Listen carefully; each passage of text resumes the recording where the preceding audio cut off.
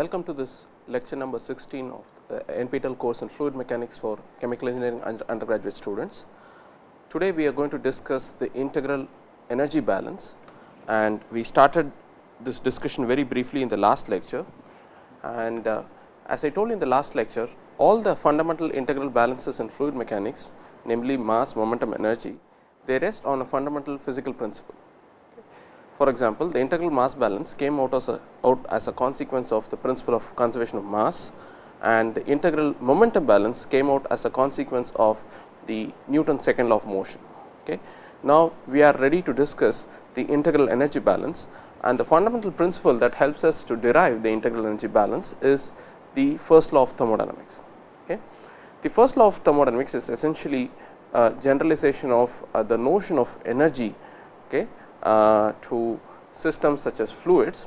Okay. So, the notion of energy is familiar from mechanics, where you had potential energy and kinetic energy of a macroscopic object like a sphere. Okay.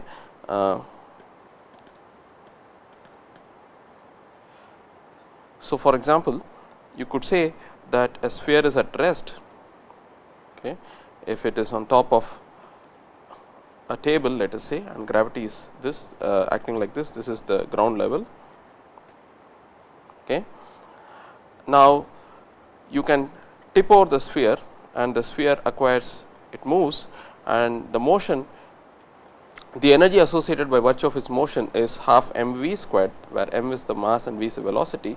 This is called the kinetic energy of the sphere, which is associated with the motion of the sphere. While when the sphere is at rest, we say that the sphere has a potential energy by virtue of its elevation from the ground level. Okay. So, if you just tip over the sphere is going to fall down eventually, and it is going to come to the ground level. Okay. Now, if you ask the question, how am I going to bring the sphere back up to the same level, you have to do work. So, that is, you have to apply a force, okay, on the sphere. That is, we have to apply a force, okay, over this distance h, let us call this distance as h, okay, and the application of the force over a distance h will amounts to doing work on this sphere, so that you can bring it back to its original elevation. Okay. And the force that you apply is exactly mg. So, the work that you have done in order to bring the system back to its original state, the sphere back to its original level elevation, is the same as its initial kinetic energy. So, this is the work energy equivalence principle in mechanics. Principle in Newtonian mechanics, which deals with objects such as spheres of macroscopic sizes and so on. But now we are in the domain of discussing energy conservation for systems like a beaker of a fluid. For example, you may have a piston cylinder assembly, okay, and you may have a gas, okay, a dilute gas such as air present inside the piston cylinder assembly. Now, let us imagine that you have this gas, okay, and initially the gas is at a given volume, okay, which is denoted by V1 or VA, let us call it VA, and the temperature, let us say, is constant, okay, or let us even insulate thermally this piston cylinder assembly, okay, and it has a temperature TA. Now, imagine putting in a weight, so that this piston now moves. So, there is a weight that is acting, there is a force that is acting. So, you compress the piston, so that you are now in a new state B with volume VB and temperature TB. Okay. Now, you have done work on the gas, because you have applied a force and you have moved the piston over a distance. So, the volume of the gas initially, which was VA, is now greater than the final volume VB. Okay. So, you have certainly done work on the gas. Now, initially the gas is stationary. Now, after doing work, if you leave the gas for some time, it will again come to rest. That is, there will be no visible macroscopic motion of the fluid that is present inside the piston cylinder assembly. So, this means that you have done work was certainly done on the gas by virtue of the weight or the force that you apply over a distance. Okay. Now, we want to generalize the principle of energy work equivalence to systems like this. Okay. In the previous case, when we did work on the sphere by lifting it up, we said that the work done has gone on to increasing the kinetic energy of the sphere. Okay. Now, what has happened to the work done? Okay. So, this system, a system of gas present in a piston cylinder assembly, is not a single sphere, it has many fluid molecules. Okay. So, in the continuum description, okay, we think of this system as we think of this collection of fluid molecules, gas molecules, as a system, okay, which is prescribed by a variable such as its volume and its temperature. Okay. Now, you have done work on this system and you have compressed it. What has happened to the work that you have done? Well, since you have completely insulated the system, okay, this work that has been supplied to the system clearly has not gone to increase the potential energy of the system, nor has it increased the macroscopic kinetic energy of motion of the fluid molecules of the fluid, because initially the fluid at rest and finally also the fluid is clearly at rest. So, what has happened to the work is that it has gone on to increasing the internal energy of the system, and internal energy is a new concept that comes from thermodynamics, and it has a role to play even in fluid mechanics, because we will see that these notions or principles are helpful while understanding the principles of conservation of energy and energy balance even in fluid flows. Okay. Internal energy is that part of energy associated with microscopic or molecular degrees of freedom.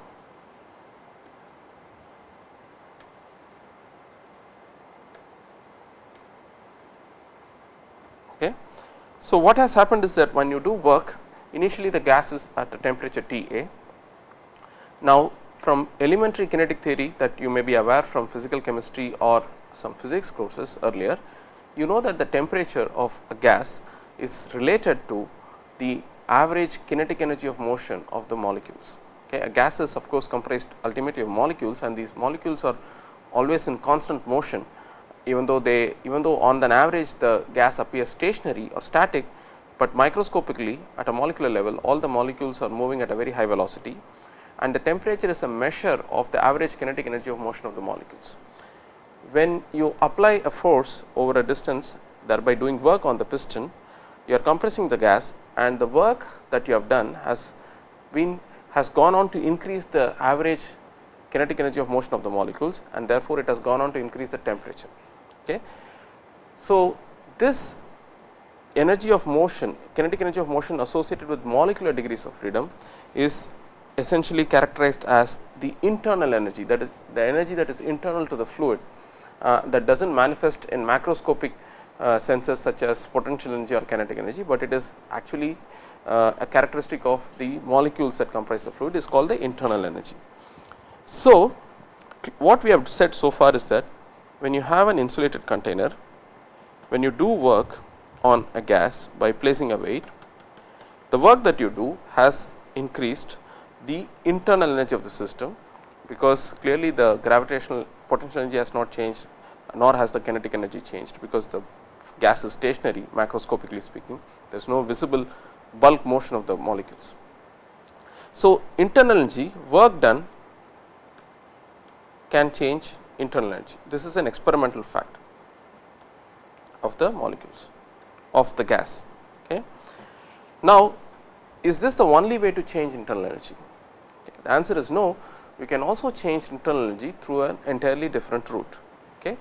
So, imagine in state B, okay, now the gas is in state B with volume Vb, temperature Tb. Now, imagine removing the insulation, the thermal insulation, thereby you are now allowing the beaker or the piston cylinder assembly with gas present at temperature Tb to transact energy with surroundings by virtue of transfer of heat. We know from experience that whenever you have a hot body in present in a cold atmosphere, you know that the hot body will eventually cool down, and there is a transfer of energy, that is heat transfer, that happens from the hot body to cold body. Okay. That is what will happen, and eventually you will have the system, okay, with temperature Tb and volume V, sorry, temperature Ta, because it has lost all the energy to the surroundings, but volume is still Vb. Now imagine heating the system using a burner such that you have provided enough energy, so that eventually you are now reached a state where, okay, you have reached a state where you have temperature Tb and again volume Vb. Okay. Now once you have reached temperature Tb, you can insulate the system, and this will be identical to the state B. Okay. So the state B that you had here and the state B that you had here are identical, because they have the same volume and same temperature. But what is important to understand is that the way you have reached the state B is entirely different in these two cases. In the first case, you compressed a gas present in an insulated cylinder from an initial state of temperature Ta, and then you did work, okay, by applying a force, and that resulted in a new state with temperature Tb and volume Vb. Now you remove the insulation, thermal insulation, and allowed the gas to cool down to the ambient temperature Ta. Again you reach Tb, the previous state B, through an entirely different process, namely by transacting heat by exchanging heat from surroundings by let us say having a burner. Okay. So what is important, and this is the important lesson from first law of thermodynamics, is that fluid systems such as piston cylinder assembly containing gas, macroscopic system which innumerable molecules, they are characterized by not just by their gravitational potential energy or their macroscopic kinetic energy of motion, but they are also characterized by their internal energy, and this internal energy can be changed by doing work, as we have seen, or by exchanging heat. Okay. So this is the statement of first law of thermodynamics, that first law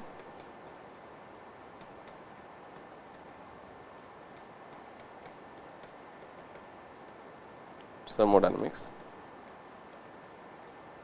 it states that the change in energy of a system is equal to the rate at which heat is transferred to the system, and the amount of heat transferred to the system and amount of work done by the system. So let me write down all these things in words, and then we will discuss the sign convention.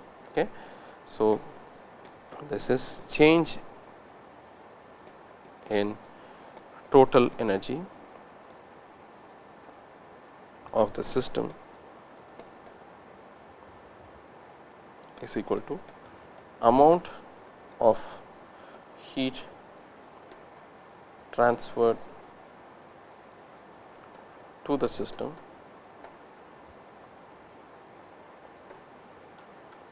this is the amount of work done by the system on the surroundings.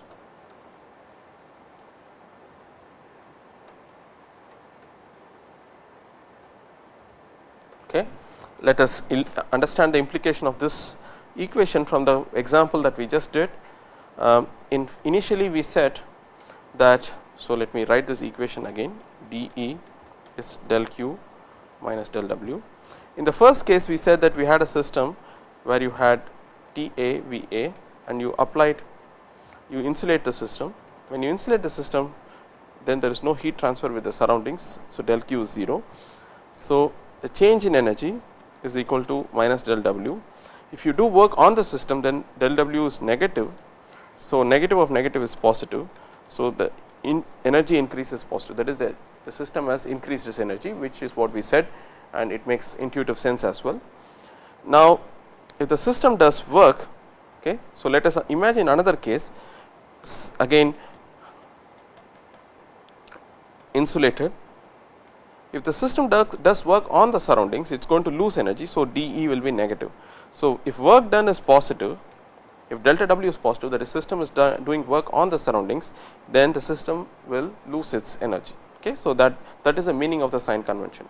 So, there can be other sign conventions. So, you must be careful about other sign conventions. The other common sign convention is that heat transfer to the system is positive, as we said here, but also work done on the system is positive, in which case the first law will read as dE is dQ plus dW, del Q plus del W. Another point I will just mention in passing, but not spend too much time on, is the nature of the differentials here. dE in thermodynamics is called an exact differential, whereas del Q and del W are called delta of something is an inexact differential.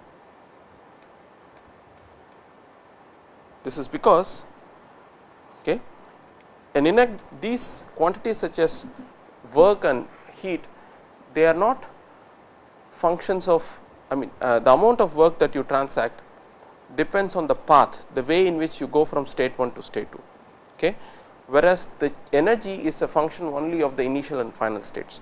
So, quantities like energy, temperature, pressure, they are called state functions, because they just once you know the thermodynamic state of the system, you have, let us say you have temperature and pressure, you can say what its density is, what its energy is, regardless of how the system was prepared.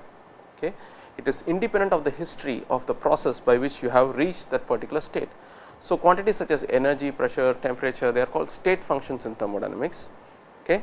Whereas work and heat, clearly you can reach the same state by doing completely work or by doing heat. So, clearly work and heat are not state functions, it depends on how you carry out a particular process. Okay. So, they are called path functions. Therefore, you cannot write work or heat as an exact differential. So, they are denoted by a delta, the infinitesimal work done is denoted by delta rather than d, because it is not an exact differential. But more of this will be done in the thermodynamics course, but we will not do this right now. We will rather proceed to generalize this first law, which we initially wrote for a finite amount of heat or work that is transferred to or from the system, and we related that to energy changes in the system. But in fluid mechanics, we do not look at systems where you look at a finite amount of heat transferred and then you take out a work in one shot.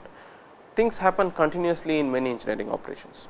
So, we need to generalize this to a form in which we talk about the rate at which energy is changing in the system, to the rate at which energy heat is transferred to the system, and to the rate at which work is done by the system. So, we are going to generalize this to a flowing system where things change with time continuously.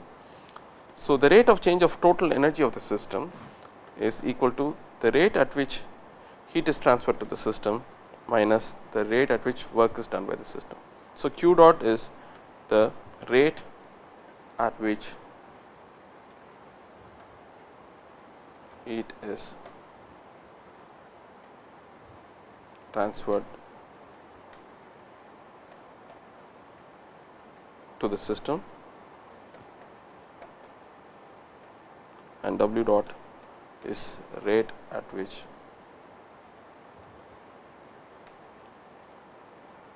work is done by the system. This is the rate at which energy of the system changes with time, rate of change of energy of the system.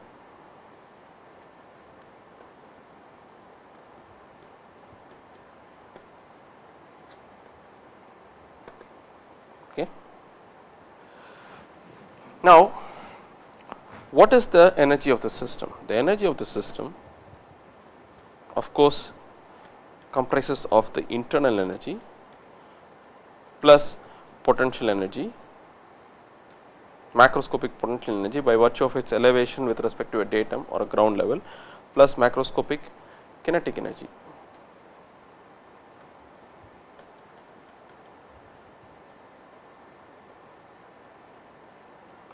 Now, we want to use Reynolds transport theorem to convert the rate of change of energy of the system to the rate of change of energy in the control volume. So, remember in Reynolds transport theorem, we always write E system as volume of the system rho E dV, where E is E divided by mass, energy per unit mass. Small e is the total energy per unit mass. So, small e is nothing but the internal energy plus unit mass plus the kinetic energy plus unit mass. Kinetic energy is half mv squared. If you divide it by mass, you will get half v squared, plus the potential energy per unit mass. The potential energy is mgz, where z is the elevation. So, this is Ke per unit mass.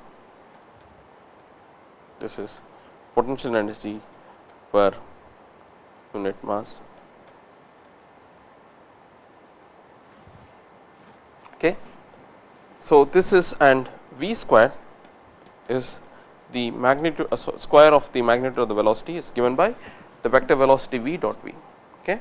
So, we want to now generalize this to a control volume kind of a situation formulation. Okay. In order to use the Reynolds transport theorem, we have to say, remember the Reynolds transport theorem, we have to use d and dt of the system. Okay.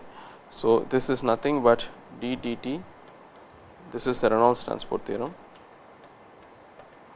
of Cv dV, okay, rho eta plus integral over Cs, okay, rho eta v dot n dA over all the control surfaces. This is the rate at which a quantity like mass, momentum, energy changes within the control volume. This is the flux term that takes mass, momentum or energy inside or outside the control volume by virtue of flow within flow to into and out of the control volume. Okay. So, now we are going to say n is nothing but n is capital E and eta is E by mass, which is E small e. So, the rate of change of energy of the system as written in terms of the variables relevant to a control volume is rho e, this is the local rate of change present in the control volume, plus the flux term rho e dA. Okay. This is something that we have seen frequently before for mass conservation and momentum balance. So, it is the same here. Now, remember when you do the Reynolds transport theorem, you identify the control volume and you say that the system and control volume coincide at time t0, system at time t equal to t0, system is the same as control volume, but at a later time you know that the system is going to move out of the control volume. So, this is t naught plus delta t. Okay. The system has moved out of the control volume, but we are now looking at the instantaneous rate of change of energy of the system when the system and the control volume are the same, okay, at some time t naught. So, if you want to apply the first law of thermodynamics at that instant when the system and the control volume of the same are the same, then the rate at which q dot minus w dot is the rate at which work is done, heat is transferred, and the rate at which work is done for the system is the same as that for the Cv, because the system and the Cv coincide at the time t equals t0. So, the first law of thermodynamics, the rate form of the first law of thermodynamics becomes, okay, this is equal to d dt integral over Cv, okay, rho e dV plus integral over the Cs rho e, this is the flux term. Okay. Now, this is the rate at which work is done by the system, so at the Cv, rate of work done by Cv on surroundings,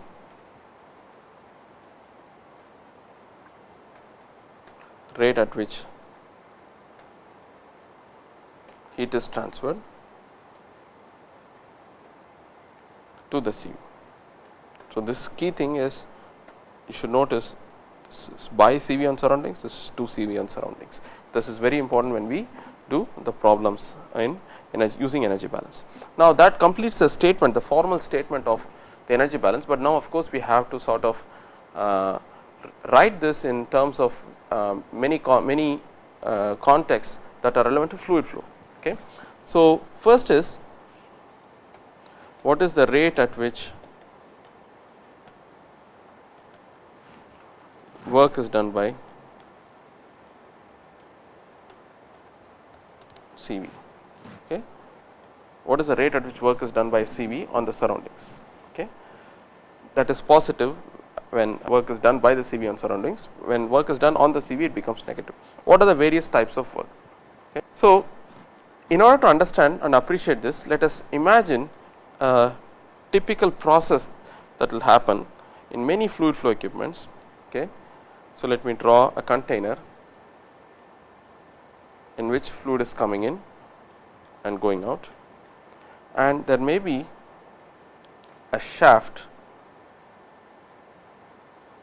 okay, and which has rotary blades which rotate by virtue of the rotation of the shaft. Okay. And this is the area, cross sectional area of the shaft CS area, cross section area. So, fluid is coming in like this and going out like this, and let us now draw what the CV is. Sorry, let us now draw the CV by demarcating the CV from the surroundings using the control surface. So, the line marked in red, the dotted line,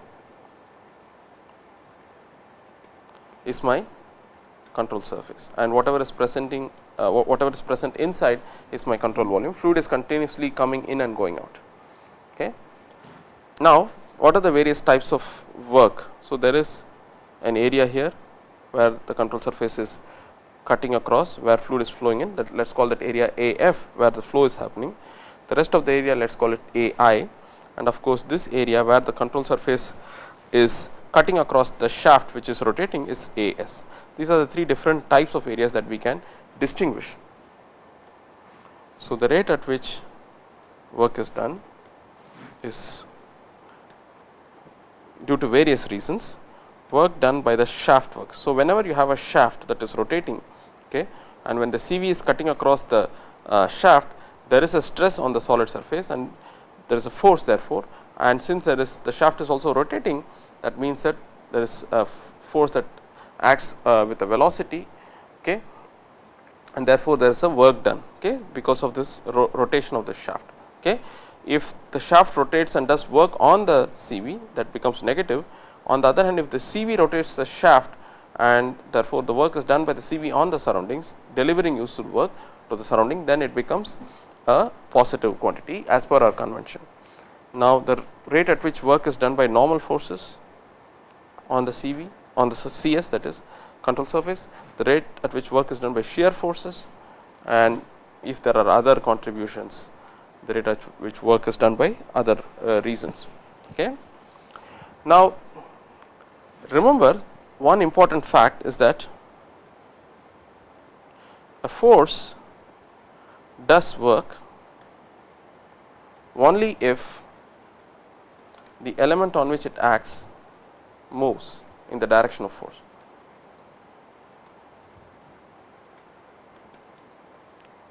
Displaces in the line of action of force.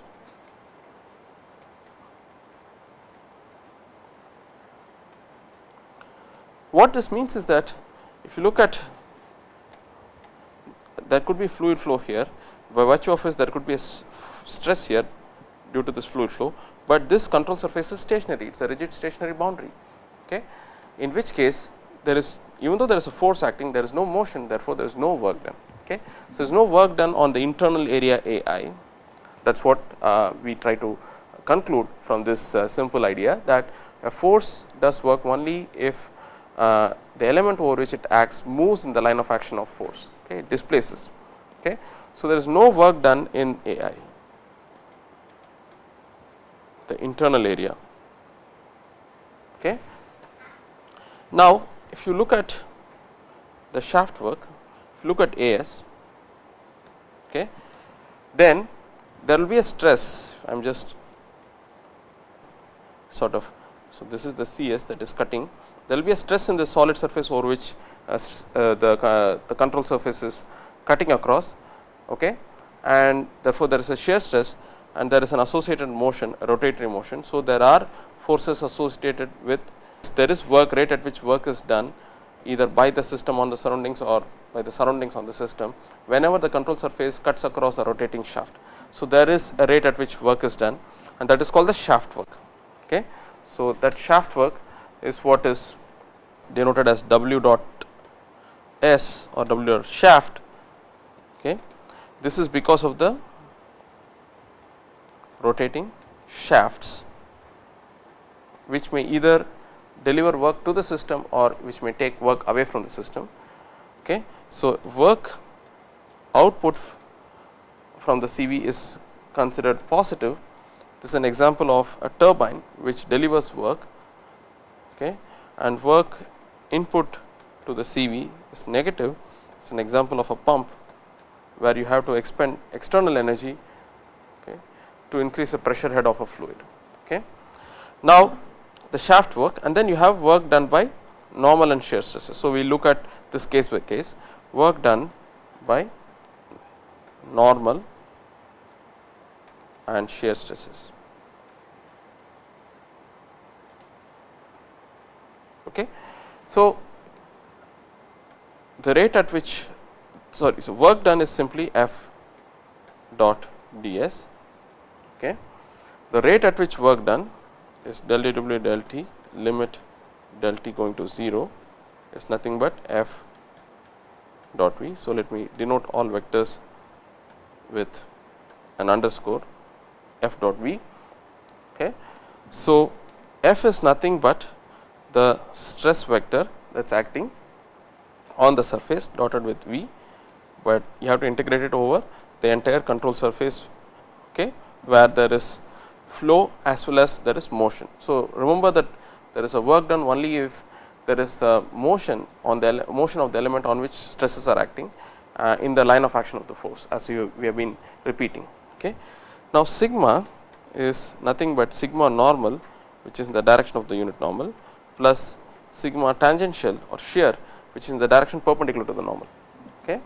So, the rate at which work is done W dot due to stresses, fluid stresses, is nothing but sigma n times V dot n dA over the control surface plus integral sigma tangential dotted with V dA.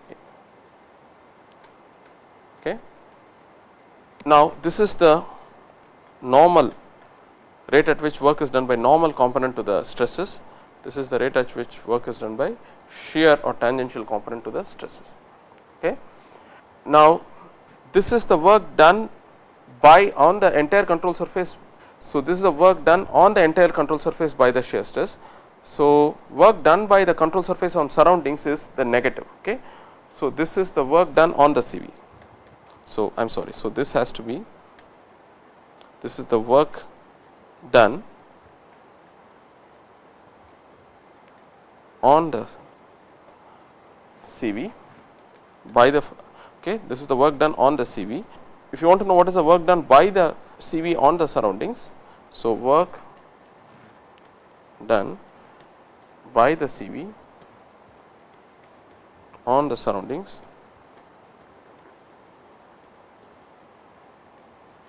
is nothing but minus, so the normal component of the work W dot normal is minus the negative of whatever we have written, because this is basically the work done on the CV, but the work done by the CV on the surroundings is the normal component due to the normal component of the stresses is this, and due to shear is nothing but minus sigma t dot V dA.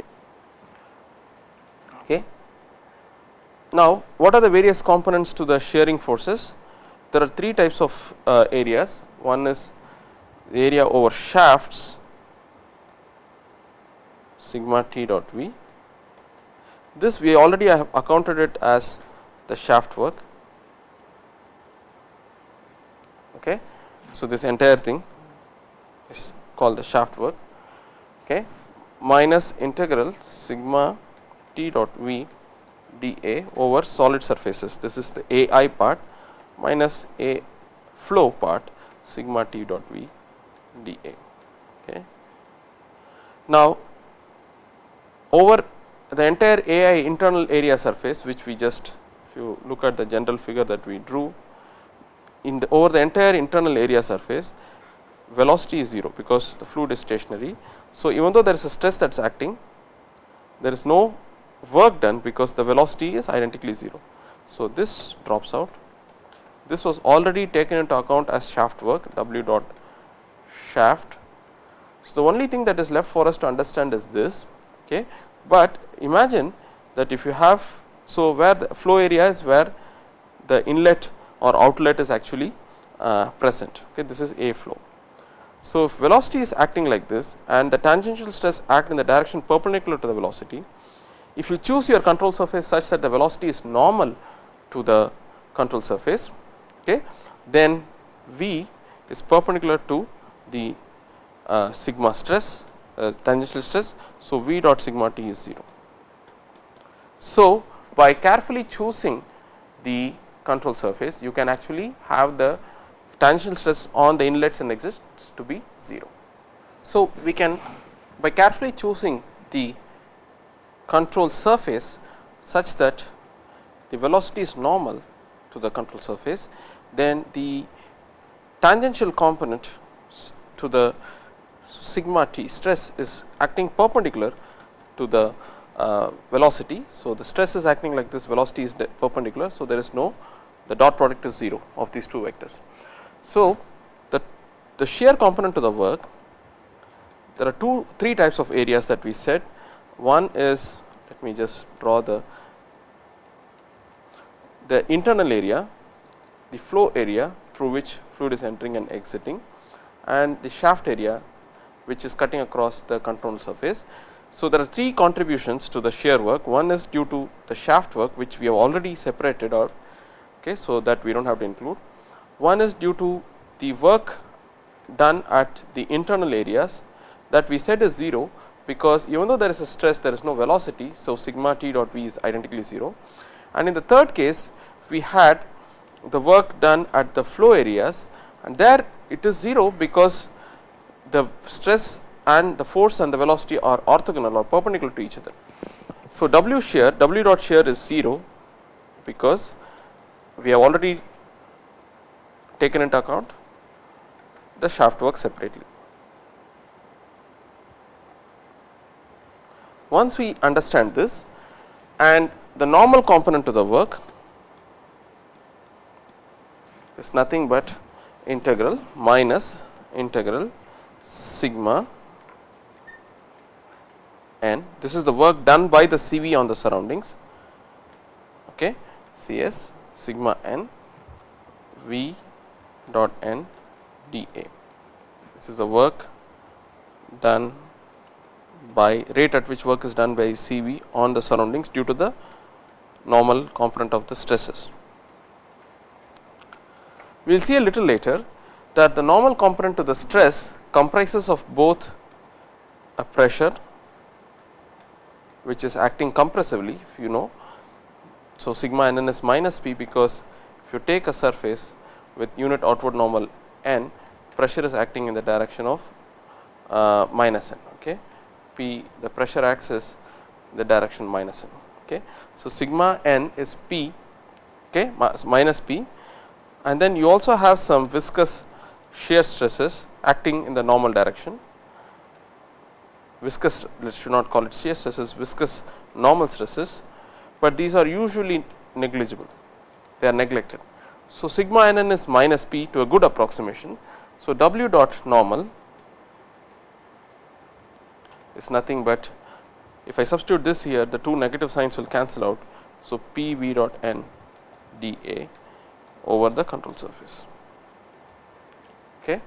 So, the total rate at which work is done is nothing but the shaft work when the control surface cuts across rotating elements such as shafts, which will typically convey energy in or out of the system, convey work in or out of the system, times P V dot n dA. So, the first law of thermodynamics for a control volume eventually becomes, okay. So, eventually becomes Q dot minus W dot shaft minus integral P V dot n dA Cs, okay, and minus W dot shear. In general, we said that that can be carefully, by choosing the control surface appropriately, we can set it to 0 exactly. So, this is equal to the rate at which energy is changing, and that is the rate at which energy is changing within the control volume plus the rate at which energy is entering or exiting the control volume by virtue of flow. Okay. This is on application of Reynolds transport theorem. Okay. Now, I can take, if you look at these two terms, they are identical. So, I can bring this term out here to write Q dot minus W dot shaft is d dt integral rho e dV plus integral E plus P by rho times rho V dot n dA. Okay. This is something I can do by just multiplying and dividing by rho. I can do this very easily. Okay. So, where E, if you remember, is the specific energy, that is energy, total energy per unit mass, which is the internal energy plus unit mass plus the macroscopic kinetic energy plus unit mass plus the macroscopic potential energy per unit mass. So, we further write this in the following manner: Q dot minus W dot shaft is d dt integral Cv, this is Cs, Cv rho e dV plus integral Cs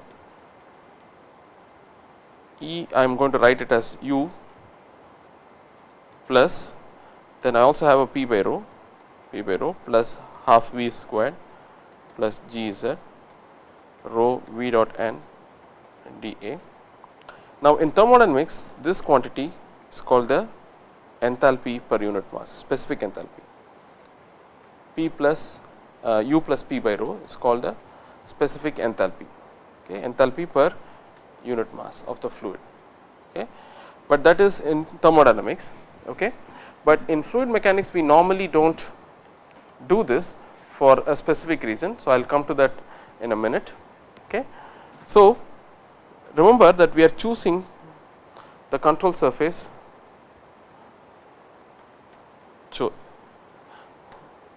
choose control surface such that V is perpendicular to n at in and outflow, such that W dot shear is identically 0. That is, at the inlet V dot n is minus V and V dot n is V at the outlet. So, you should always choose your control surface. The velocity vector is perpendicular exactly to the, or the velocity vector is exactly perpendicular to the control surface, so that there is no component in the direction parallel to the surface. Okay. So, that is something that we can always do when we choose our control surface. Okay. This is V, this is n at the inlet. So, V dot n is minus V, this is V, this is n at the outlet. So, V dot n is plus V. Both the vectors are pointing in the same direction at the outlet, whereas both the vectors are pointing in the opposite direction at the inlet. Now, so we can write further d dt of integral rho e dV over the Cv is nothing but rate at which heat is transferred to the system minus the rate at which shaft work is done by the system minus integral over all outlets. I am separating outlets and inlets now, E plus P by rho rho V dA plus integral over all inlets E plus P by rho V dA. I am taking into account this minus V dot n as minus V at the inlet and plus V at the outlet. That is why you are getting two different signs at the inlet and outlet. Okay. Now, I am going to do one more thing. I am going to assume the flow is steady. I am going to simplify this. Flow is steady, which means that d dt of rho E dV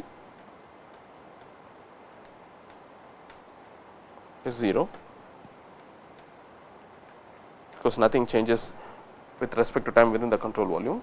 So, all you will get is integral over Cs outlet E plus P by rho V dA is integral over Cs inlet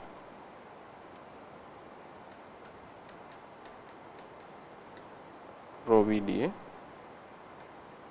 plus Q dot minus W dot shaft. Okay. If the flow is, if you have uniform flow at the inlet and outlet and uniform properties such as energy and so on, then I can trivially do the area integral to write summation over all outlets E plus P by rho times rho V A is summation over all inlets E plus P by rho times rho V A plus Q dot minus W dot shaft. Okay. In a steady flow, rho V A in is equal to rho V A out, that is mass conservation, that is equal to rate at which mass is entering or leaving the system. So, if I divide by m dot throughout, I get summation over outlets E plus P by rho is summation over inlets is equal to E plus P by rho, okay, plus Q dot by m dot minus W s shaft by m dot. Now, this is the rate at which heat is transferred to the system, to the CV by the surroundings. This is the rate at which mass is flowing in. So, this combination is denoted by small q. This is the heat input to the CV per unit mass.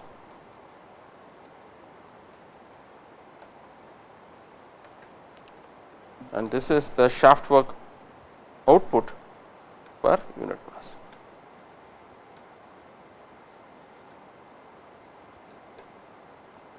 Okay. So, that is the, so these are given special names, small q and small, there is no rate associated with it, because you are dividing the rate at which heat is transferred by the mass flow rate, and likewise the rate at which work is done by the system or the CV by the mass flow rate. So, that they are not no longer rates. This is the rate at which heat is transferred per, this is the heat transferred per unit mass and the work done by the CV per unit mass. There is no rate associated with it anymore. So, summation over all outlets U plus V squared by 2 plus GZ plus P by rho at all outlets is summation over all inlets, the same quantity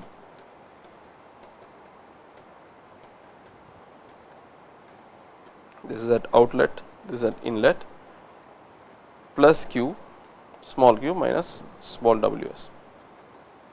Okay. Now, this is the energy of the fluid at the outlet, as in some sense this is the energy of the fluid at the inlet. Why is the energy of the fluid at the outlet changes? It could change from the energy of the fluid at the inlet, because you are transferring heat in the CV or you are taking out work from the CV. Okay. Now, this is true for any fluid, but in fluid mechanics, at least in this course, we will now restrict ourselves to incompressible fluids, where rho is a constant, that is, it is independent of pressure. there is no change in the density of the fluid because of the fact that there are pressure changes in the flow. So, the pressure becomes a mechanical variable, it is no longer a thermodynamic variable. That is, the pressure, since the pressure changes do not alter the change in density, do not alter the density of the fluid, that means that you cannot take the pressure to be a thermodynamic pressure, it is simply a mechanical pressure. So, it is often convenient to keep all the mechanical quantities together and to move the thermodynamic quantities, summation V squared by 2 over all outlets plus Gz plus P by rho is summation over all inlets V squared by 2 plus Gz plus P by rho, this is at outlet, this is at inlet, plus Q plus U out minus U in, okay, or let us put it minus Q, okay, minus Ws, small ws, this is not a rate. Okay. So, it is minus U out U minus U in minus Q. Okay. So, this is valid for incompressible fluids. Now, because we are setting thermodynamic variable aside from the mechanical variable, okay, and we will stop at this point and we will try to give a physical meaning for all these terms in the next lecture of our course.